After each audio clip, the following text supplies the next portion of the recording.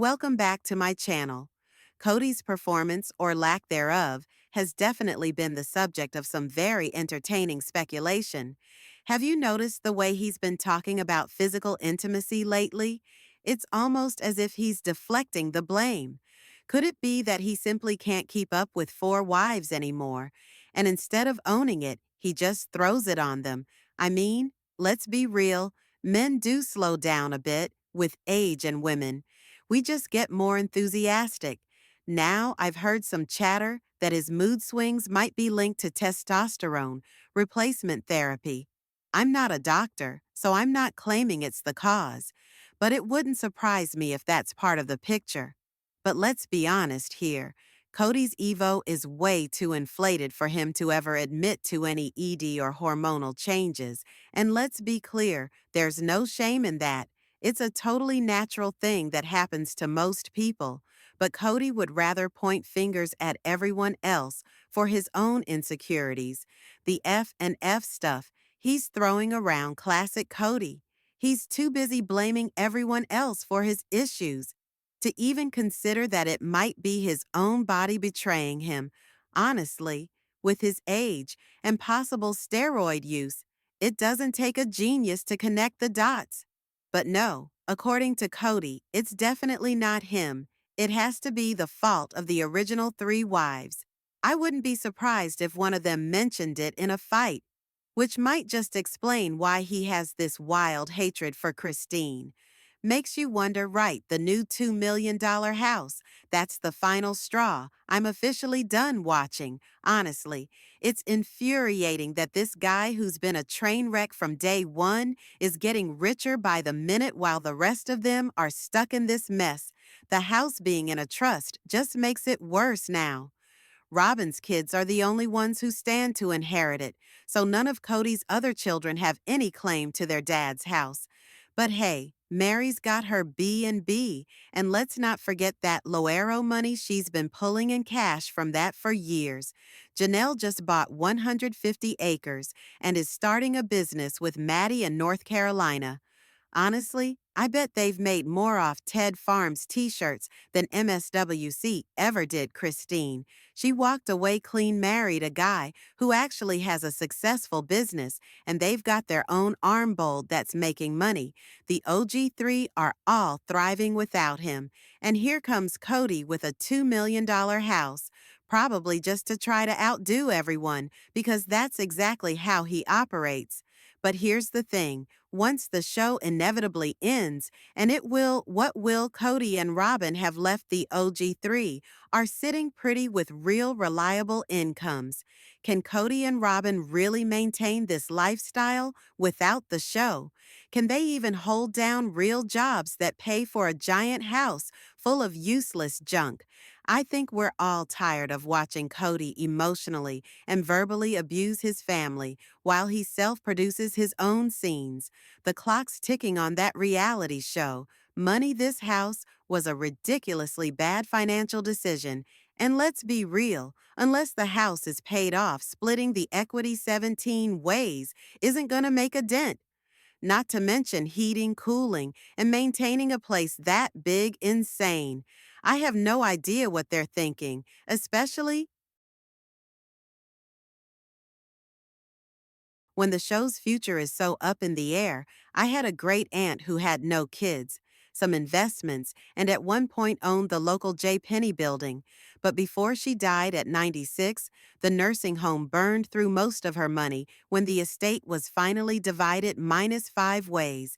Mind you, I think I got $126. The point is, there's no reason to keep watching the show anymore. If there's a season 20 with Kody and Robyn still in the mix, I'm out. I'll just watch reality. Amanda tear them apart instead.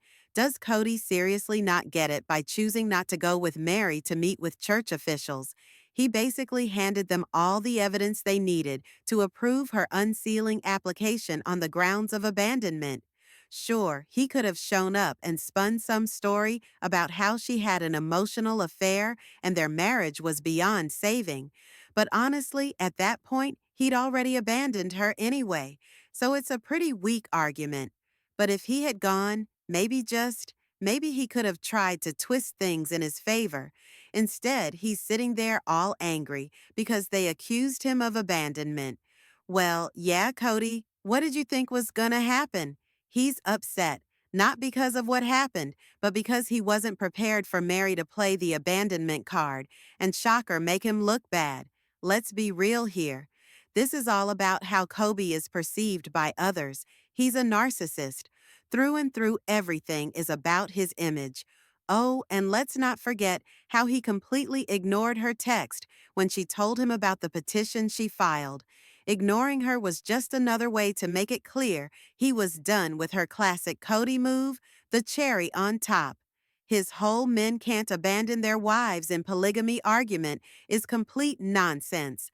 The church granted her spiritual release on the grounds of abandonment. Kody, the leadership clearly disagrees with you, but sure, let's keep acting like you're some martyr in this whole situation. It's honestly hilarious at this point. Ah, the Brown family where the drama is as thick as the delusion. Let's break this down with a healthy dose of Ames razor. Shall we first? Mary people are coming up with theories that she and Leon are in some dramatic feud. But let's be real, the simplest explanation is probably that Leon just doesn't want to be on camera. People have their reasons for not wanting to be in the spotlight. It's not some deep, twisted family mystery. Now, Kody, oh, Kody, he's always been a walking red flag, but the cameras are finally catching up to what we've all suspected for years. He's an absolute jerk. He's like a textbook case of someone who can be a decent dad when the kids are toddlers and it's all hugs and playtime. But the second they start thinking for themselves and have opinions of their own, he crumbles. Why? Because he's never matured at all. This isn't a surprise. It was always going to happen. No, the real mystery is why anyone thought this would work in the first place. As for the whole Vegas exit, no, there were no ballooned mortgages or some grand financial conspiracy. Kody just gets bored. He's the type of guy who can't stick with anything for more than 5 minutes, and when he's not getting the attention or excitement he craves, he's out the door. The real kicker, he didn't leave for some high-minded purpose, like finding himself. No, he left for a midlife crisis. He was an aging balding man with kids growing up and wives no longer in their fertile prime. His life was spiraling, and instead of dealing with his own issues, he got a convertible found a younger woman to do on and acted like he was the hero of his own personal soap opera classic. Then there's this whole mastermind theory about Robyn and Kody pulling strings behind the scenes. Please, these two couldn't mastermind a grocery run. They simply fell in love or whatever and got lucky with the timing of the pandemic, which allowed them to live in their little delusional bubble. Kody, in all his glory, couldn't just admit he wanted to bail on polygamy and settle down with Robyn. So, in true Kody fashion, he had to drag the whole family through a heap of drama instead of being honest about what was really going on. But let's be real, neither Kody nor Robyn is clever enough to plot all of this out. It's all just a big mess of emotional immaturity and poor decisions. Kody really thinks this is still his house, huh? Did anyone catch how Mary locked her door right after he barged in, like he still lived there? Seriously? The nerve, the way he just strolled up to that door, knowing full well she was about to open it, had me livid. What a controlling, entitled move. It's like he thinks he has some claim to every inch of their lives. And don't get me started on how he acts about Christine's house and Janelle's stuff. He walks around like he owns everything they have. It's honestly wild to watch in the early seasons. When he'd say, "My wives aren't subjugated, I'd support them financially if they ever wanted to leave." Yet he's nickel and dimming. Christine doesn't even need to do that to Janelle.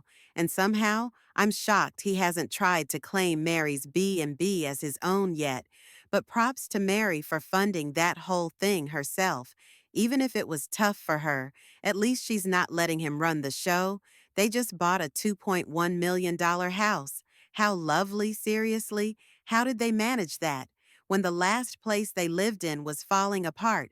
But I guess when you're all about yourself, it makes perfect sense. So gross. I can't help but wonder how Isabel feels about it. Her dad wouldn't pitch in for her surgery. But hey, no problem, splurging on a brand new mansion with his fourth wife, and I use wife in the loosest possible sense. If Vabel dares to speak up, you know what he'll say. Don't be a bitter old housewife after all those scars on her back totally unattractive according to him.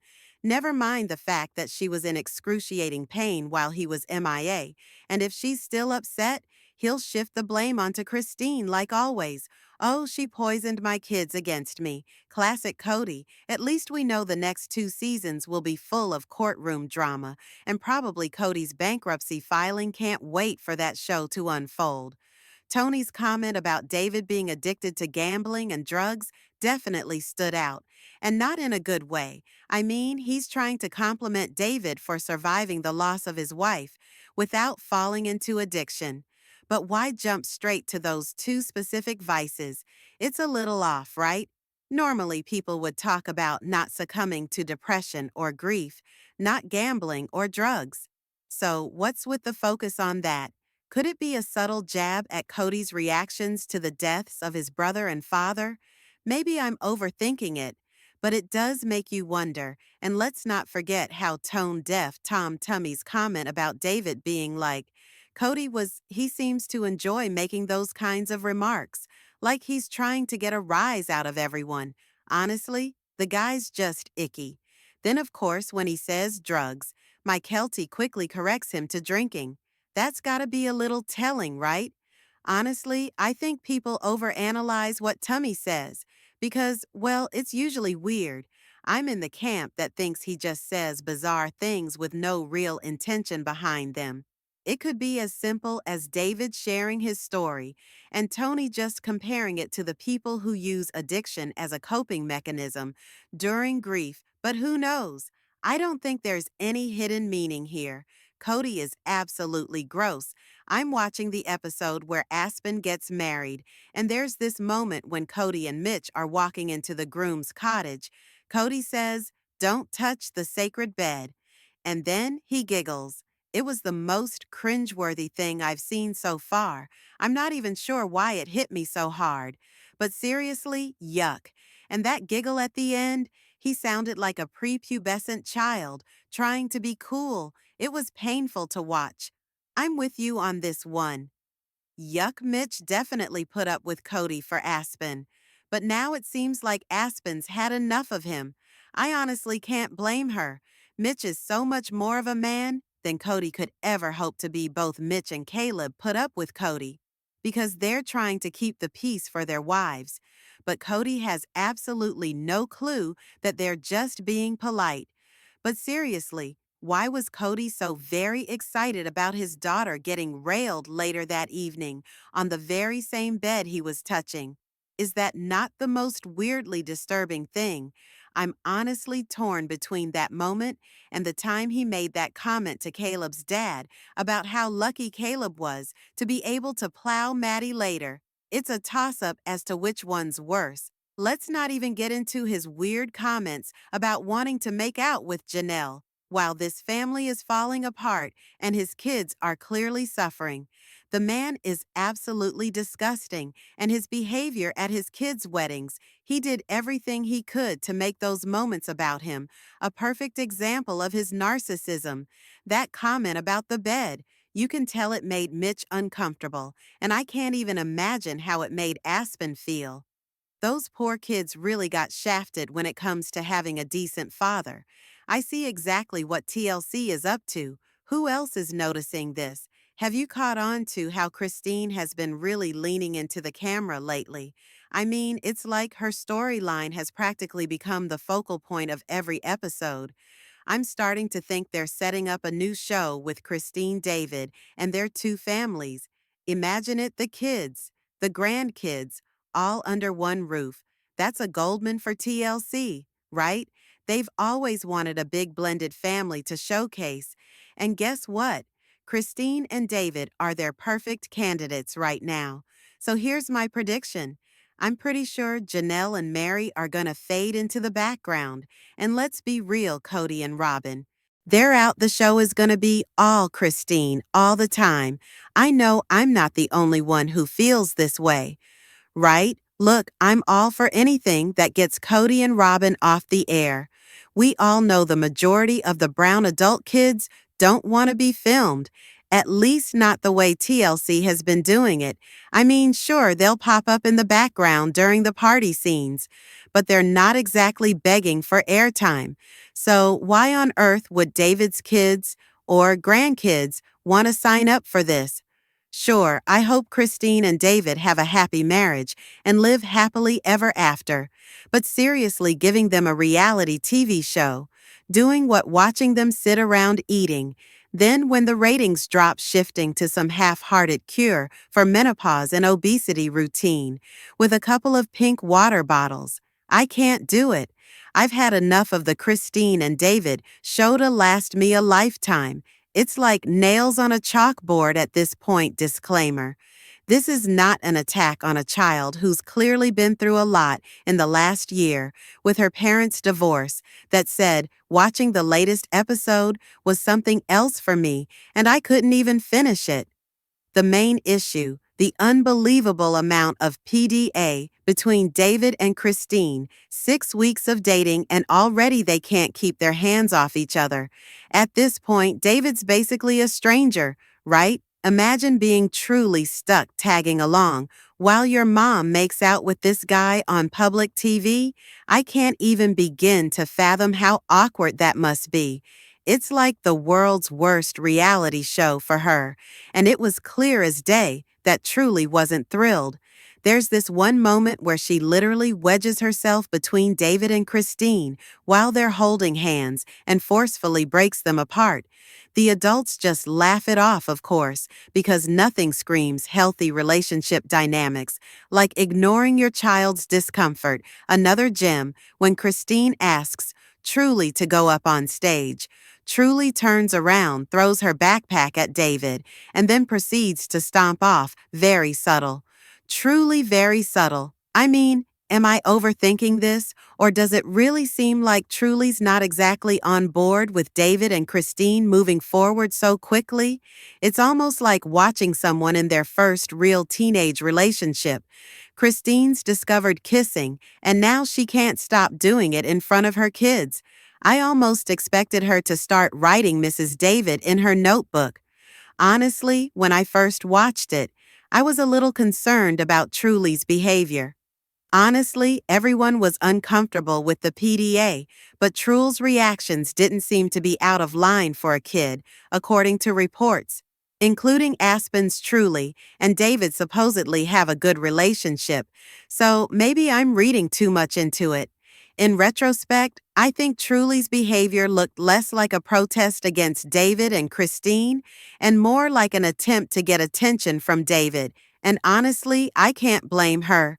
Christine's public tum-heavy makeout sessions are something.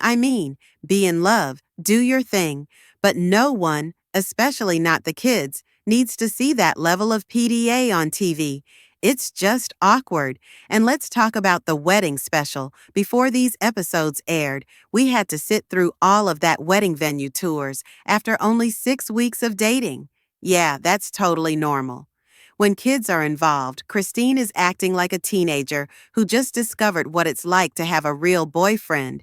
And it's a little unsettling to witness what Christine really needed was to sit down with Truly and have an actual conversation about boundaries and affection. They could have explored why Truly seemed uncomfortable and why it was so hard for her to express her feelings. Counseling could have been a great step for both of them. But of course, Christine just laughs it off like it's no big deal, using the classic excuse, oh, they're just kids being kids. Newsflash, that's been her go-to for years, and it's really starting to show. Now, I'm not saying Christine and David should be banned from showing affection. I'm not a monster, but Truly throwing her backpack at someone, yeah, that's not okay either. But here's the thing. Truly did have valid concerns. She just needed a healthier way to express them with her mom's help. Sadly, that opportunity was completely missed. Let me know what you think in the comments. Don't forget to hit that like button and subscribe to my channel. I'll see you in the next video. Take care and much love to you all.